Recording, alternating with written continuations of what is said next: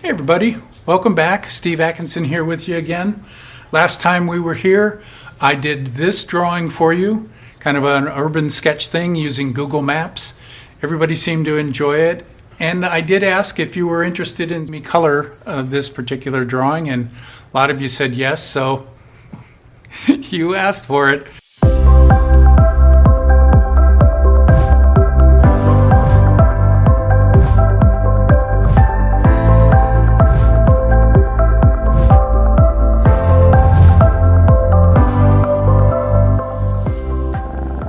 I should have said that if you haven't seen that video of the sketch and you would like to, here's a link, or you can go to the link in the description and watch it now if you'd like, but just come on back and you can see the color part of it.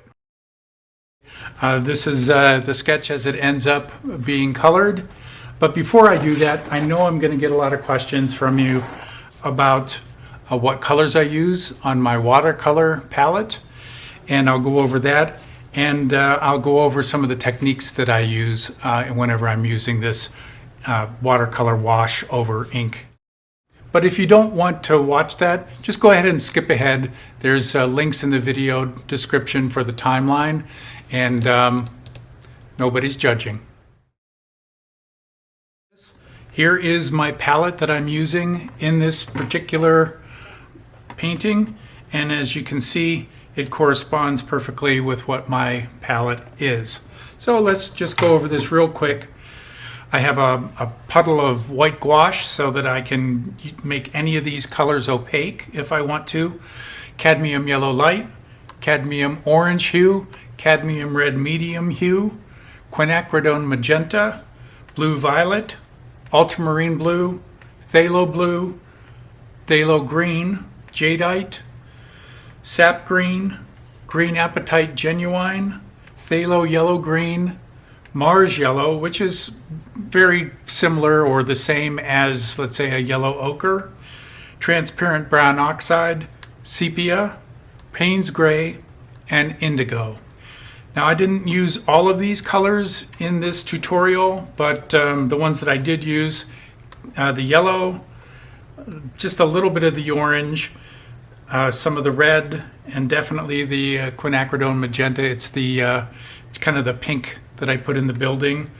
The purple here, ultramarine a little bit, but mostly the phthalo blue for when I'm using blues, and phthalo green and phthalo yellow green and sap green I used to warm and cool up the shrubbery. This was the color that I used mostly for the abbey in the background, a little bit of the brown just to kind of give it some interest. And then these are the three neutrals that I use in order to gray things down a bit.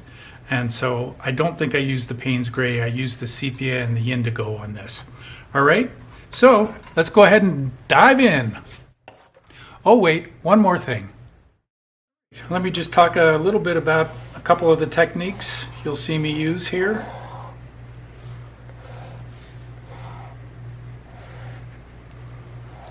These are very basic, and you have to remember, we've got all of the ink work. So I like using color that is going to blend and bleed and not be real precious looking. That's one of the benefits to starting with this line. All right, I'm just going to start on a nice dry piece of paper. Let's say I put in my color wash for the shrubbery or the grass, and you want to add a little bit of interest. I'll go in with some orange.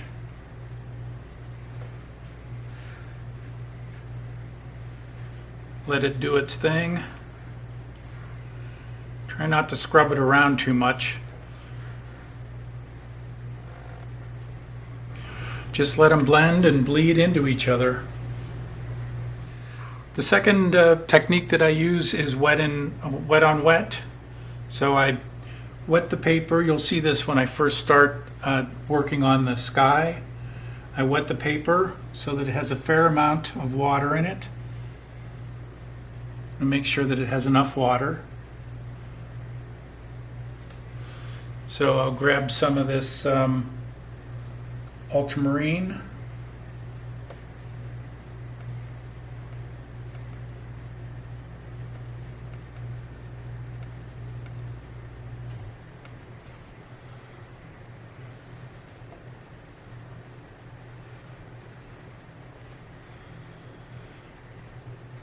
And I'm not going to add a second color on this just because I want you to see this blooming that happens here.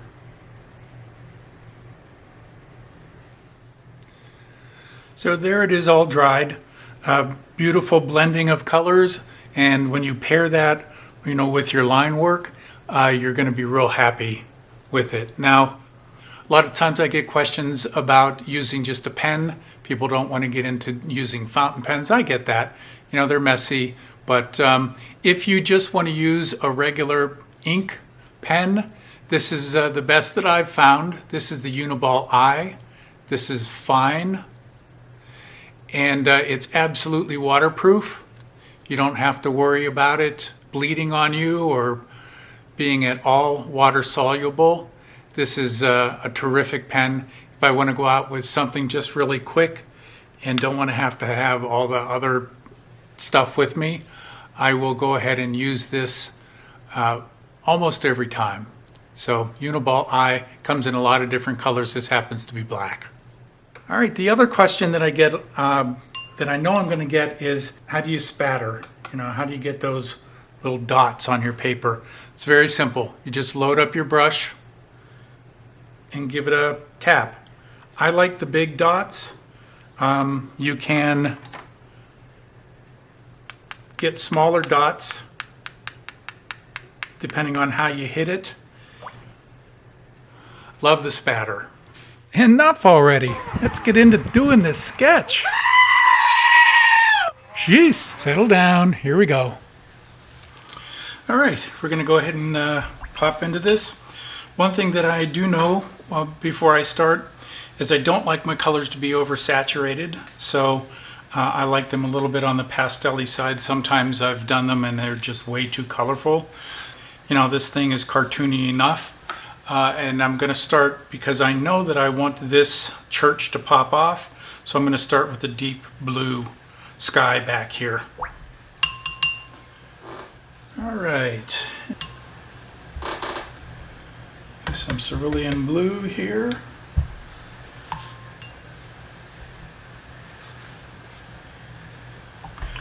Go ahead and just paint this in. And I will then add my color to this.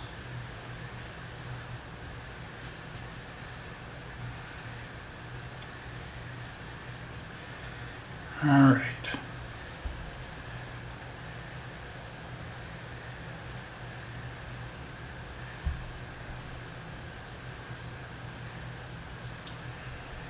Down with just a little bit of brown. Ooh, might be a little too much.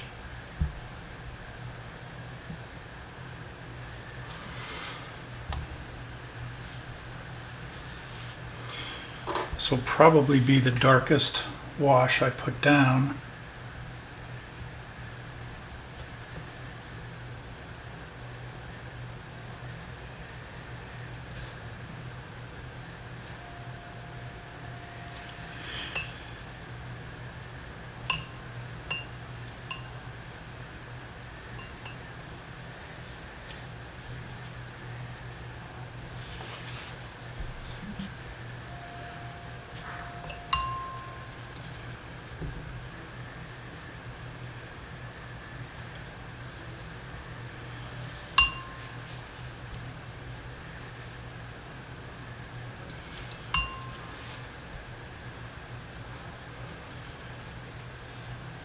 Let this bleed out.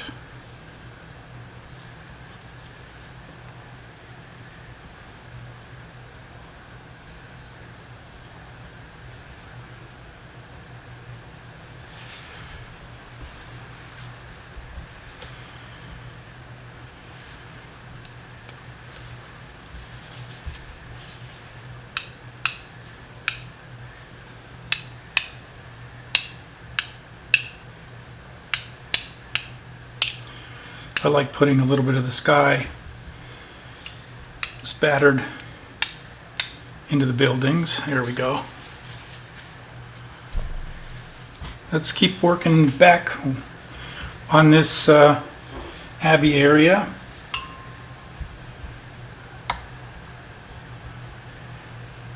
Put some yellow ochre down. You know, this is really the area that I want to have highlighted, so I'm going to go ahead and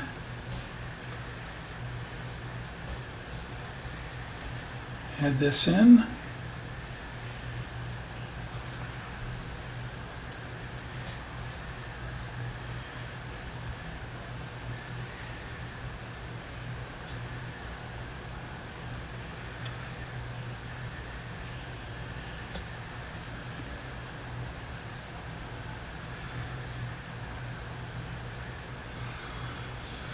I'm just shading it. I'm not going crazy with putting in the shadows. I can always go back and add, but it's really difficult to take this out, so I'm just being careful here. And just like the line work, you don't want to be too careful, too precious with this. Precious. So I'm knocking back this top area a little bit so that it draws your eye down. Not the way the reference is, but you know, this is not supposed to be an exact rendering.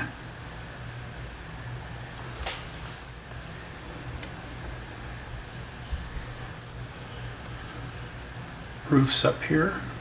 Let's see.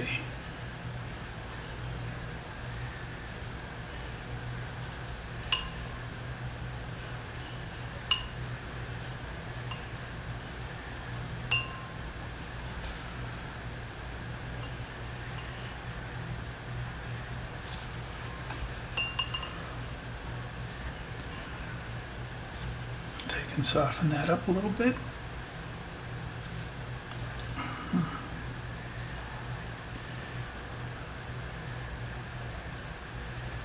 Not too dark. When I go too dark, I always regret it. Look back and say, why did I put that extra bit in there?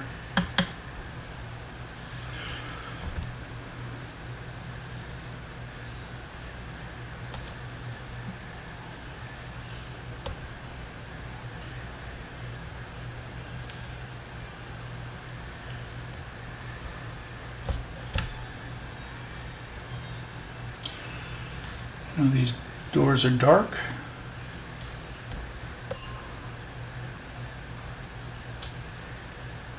Oh, I see I missed a little hole there in that arch up on top, so let me go ahead and pull that in.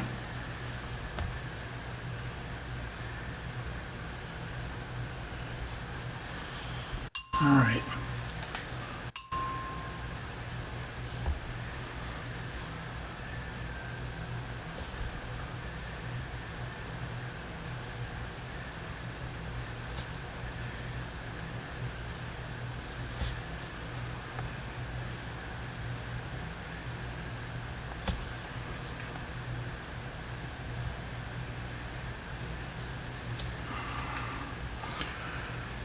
I like to let some of the line work kind of show through so you don't have to feel like you need to completely cover all of the lines here in these arches.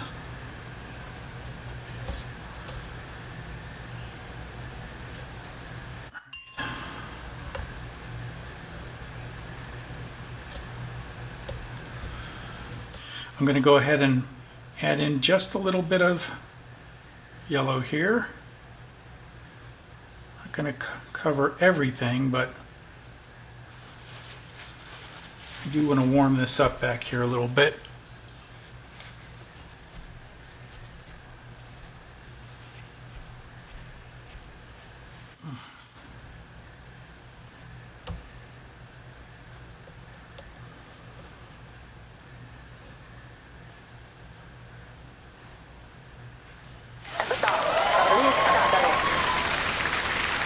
This drives me crazy.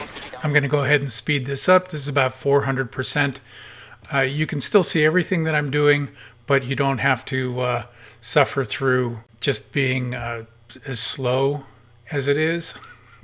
It's like watching paint dry. I just can't do it. But hey, to each their own.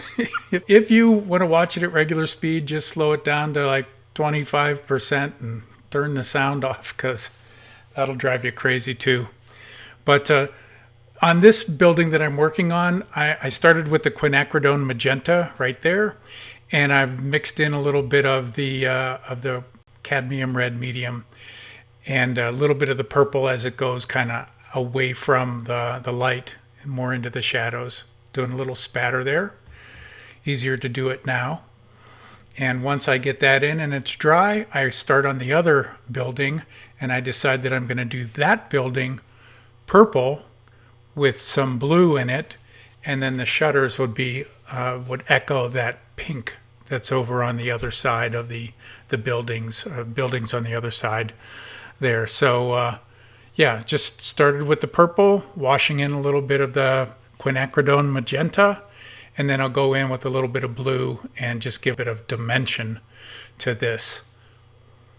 Really, I'm not following any reference color-wise on this. I am putting things in where intuitively I want them to be, and I think that just comes with experience, doing it, trying things, failing at it. I've failed quite a bit, and kind of know what it is I want to accomplish and how far to push my colors.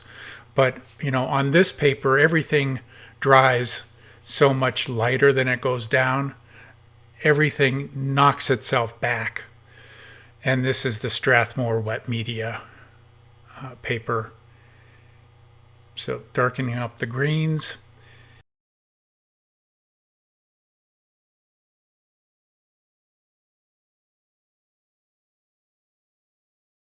And adding a little bit of interest of orange and some of the sepia down in the stairs and this cobblestone street.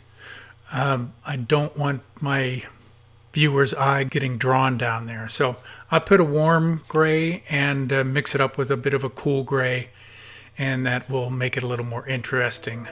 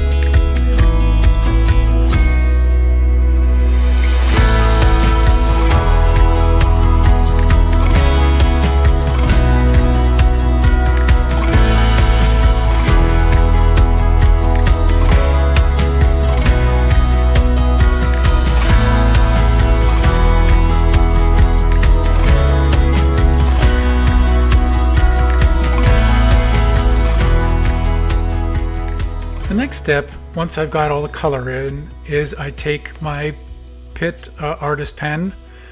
It's a felt tip, and I reinforce the black lines. I bring out things that have been maybe covered over a little bit because some of the watercolor isn't quite as transparent as you'd like. And sometimes you want to just darken lines up so that things pop out a little bit more than other things, like kind of like the outlines of the buildings here.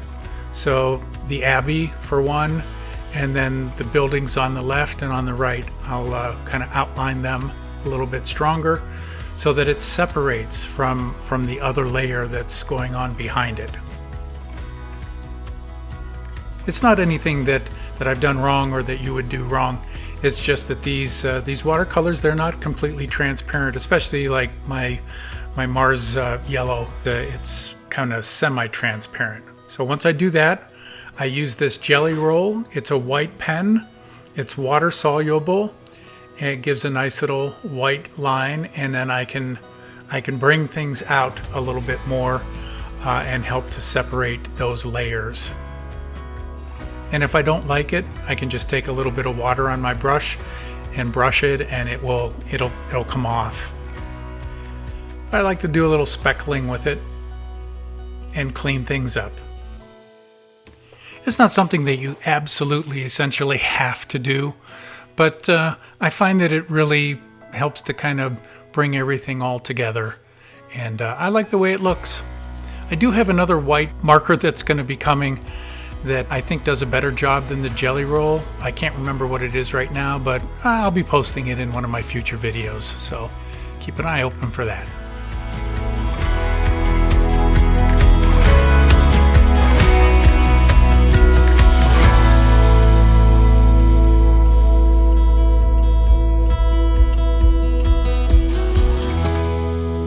Coming down to the end, I sure enjoyed doing this. I hope you enjoyed watching, and that I hope you see that this particular technique is pretty forgiving. The perspective doesn't have to be 100%. Just try and get the angles as close as you can. And yeah, use Google Maps to get out there and travel the world and do some urban sketching right from your very own desk. Hopefully you learned a little bit. If you have any questions, of course, you can always ask them down in the comment section, and I try and answer whatever I can. If you like the video, give it a thumbs up. Consider subscribing or sharing the video with your friends. I'm going to go ahead and close the studio now, and until the next video, I'll see you down the road.